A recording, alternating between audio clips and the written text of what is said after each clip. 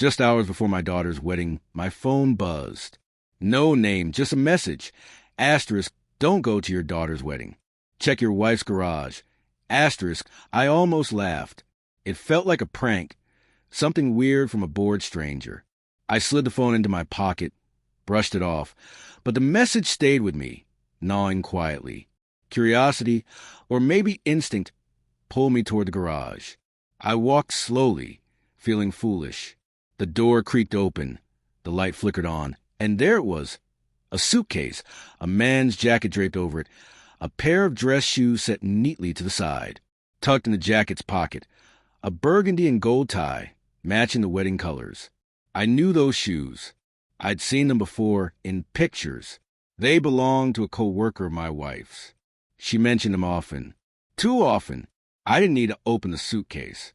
I just stood there, breathing, chest heavy, the rest of me hollow. I closed the door gently, like shutting a chapter, and went back inside. I didn't scream, didn't call her out. I showered, dressed, put on the suit I'd pressed weeks ago, polished my shoes, tied my tie the way my father once showed me. I was still going to the wedding. It was my daughter's day. I wouldn't let my wife's betrayal take that from me.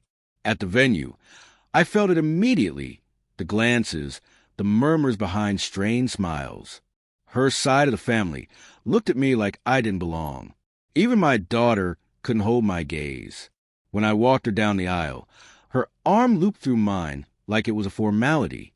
She didn't grip my arm, didn't lean in, just stiff and distant. That hurt more than anything else.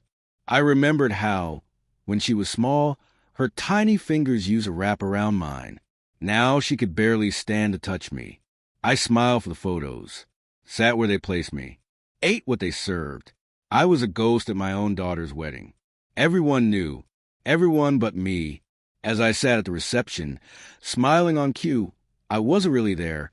My body was present, but my mind was back in the garage, staring at that suitcase, wondering how long I'd been the fool.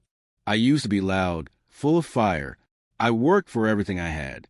Started in a factory, came home with grease on my hands. She hated the smell, so I'd change the garage before coming inside. Strange, isn't it? That's where I changed, and that's where it ended. Over the years, I built a business.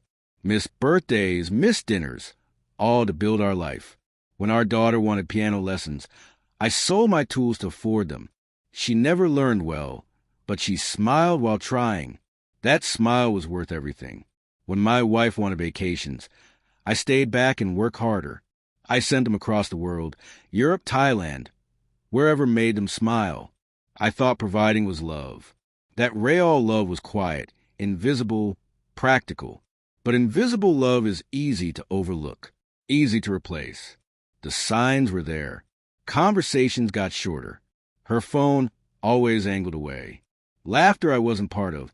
I'd come home to her on the phone, voice soft and excited, and she'd hang up the moment I entered. Always. Our daughter took her cue. She started speaking to me like I was staff. Demands, not conversations. I told myself it was a phase. Teenagers grow distant. Wives get busy. Life shifts, but the gut always knows. Still I stayed. I smiled. I showed up. I paid. For college, for her first car, her apartment. I funded everything. But I was background noise in my own house. I accepted that until the invitation came. She was getting married. I paid for the venue, the dress, the catering. My wife handled the details. Told me what to send, and I sent it. My daughter only called me once, for a budget increase. Not a blessing. Not a thank you. Just more money. I met the groom twice. Both times, he shook my hand like I was the help. Still, I stayed quiet.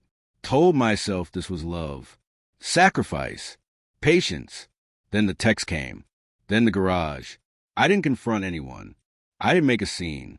That would have been for show. And I don't do shows. I left the wedding early. Told them I was tired. No one tried to stop me. No one asked why.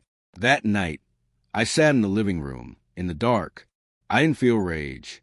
Just a deep, settled done. The next morning, I called my lawyer. Quiet. Precise. I moved the house to my name, froze the joint accounts, canceled the cards. She got the notifications first, came home furious. But her bags were already packed, waiting in the garage. Next to her bags, I'd left a co-worker's suitcase, still untouched. She saw it, then looked at me. I didn't say a word. I didn't have to. She knew. 2 days later, I left, sold the business, retired early. Months passed. Then, last week, I got a letter from my daughter. She's pregnant. They're struggling. She asked for help. I read it twice, folded it, slid it back into the envelope, didn't respond. Some debts are already paid.